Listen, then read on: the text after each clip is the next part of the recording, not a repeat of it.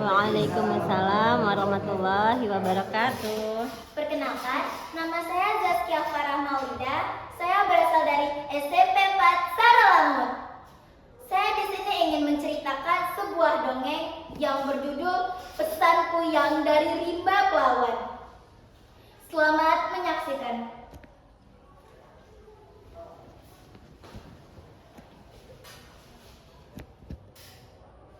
Matahari bersinar terik menyengat ubun-ubun sore itu di desa Bukit Kecamatan Pelawan.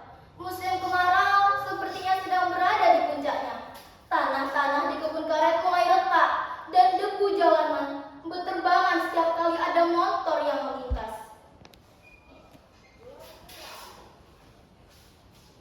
Aku, Farah, siswa kelas 7, sedang duduk selonjoran di depan teras rumah panggung milik Datuk.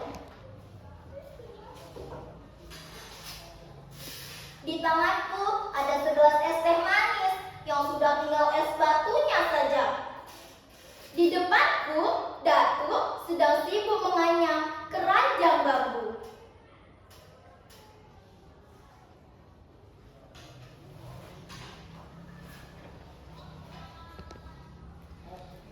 Tuh, panas nian hari ini. Air sumur kita juga sudah mulai surut ya. Tanyaku sambil melipas kipas leher dengan kipas bambu.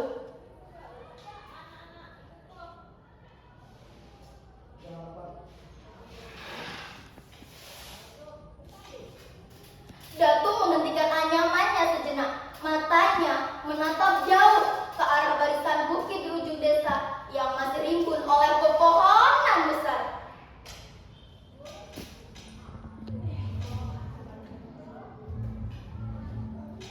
Iya, Wan.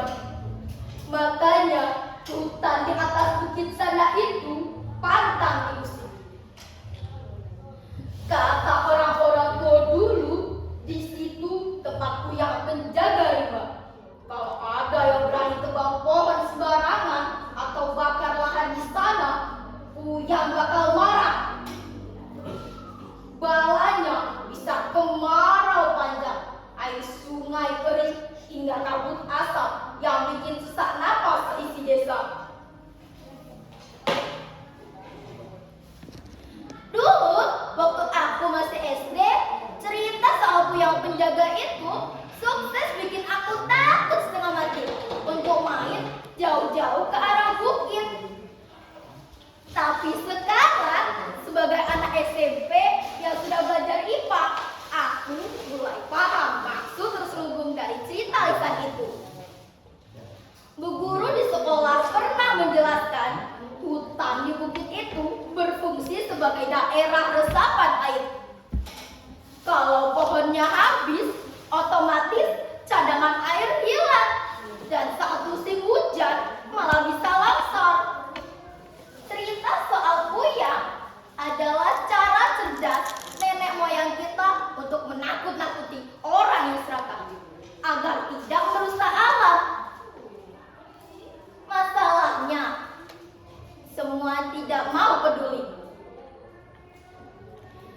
Keesokan harinya, sepulang sekolah, aku dan sahabatku, Rian, sedang sibuk mengumpulkan kayu bakar di tepian pohon karet yang berpapasan langsung dengan kawasan hutan bukit.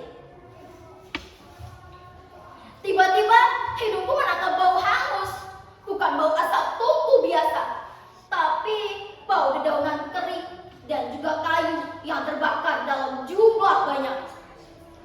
Kami mengendap-endap mengikuti arah asap. Jantungku berdegup kencang saat melihat dua orang pria bukan warga desa kami sedang meniup api di tumpukan dedaunan dan dahan kering yang sengaja ditaruh di area kaki bukit.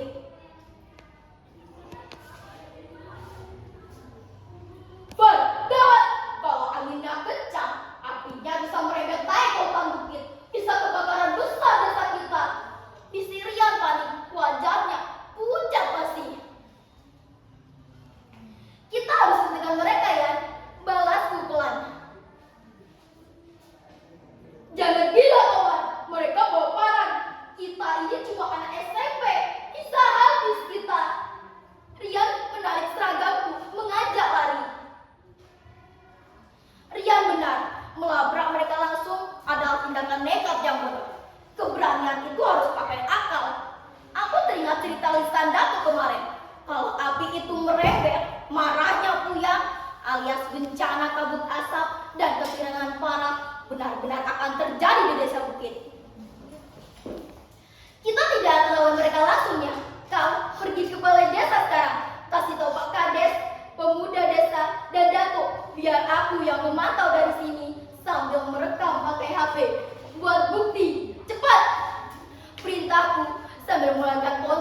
dari saku celana.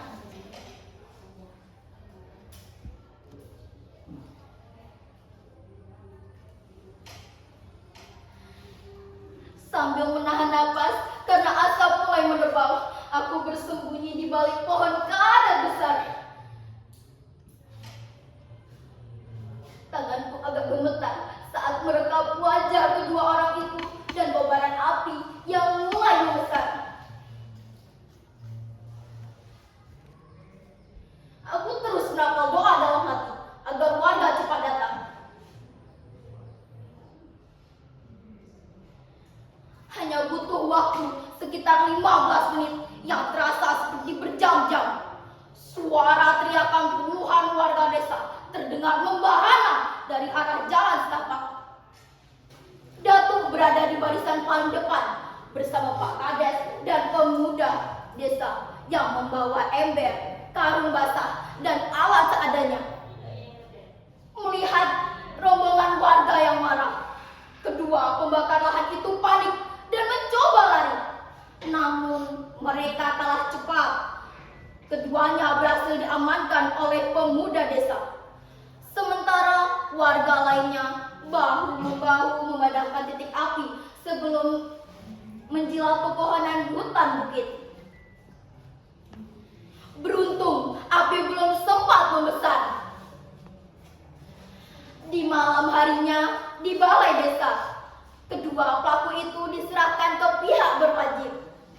Pak Kades menepuk pundakku di hadapan semua orang. Kau bertindak sangat cerdas, Farah. Berani ambil tindakan, tapi tidak gegabah. Kalau kalian tadi tidak cepat lapor, mungkin hutan warisan di bukit kita sudah habis jadi abu, kata Pak Kades tersenyum bangga. Aku melihat Datuk yang berada di pojokan. Beliau mengangguk pelan sambil tersenyum simpul. Dalam hati aku sadar, folklore tentang kuyang penjaga rimba itu bukanlah hanya dongeng sebelum tidur. Ia adalah kearifan lokal yang nyata. Namun di zaman sekarang, kitalah generasi muda ini yang harus menjadi puyang tersebut. Kitalah yang harus menjaga alam, menjaga kehidupan demi masa depan desa tercinta. Sekian dari saya. Wassalamualaikum warahmatullahi wabarakatuh.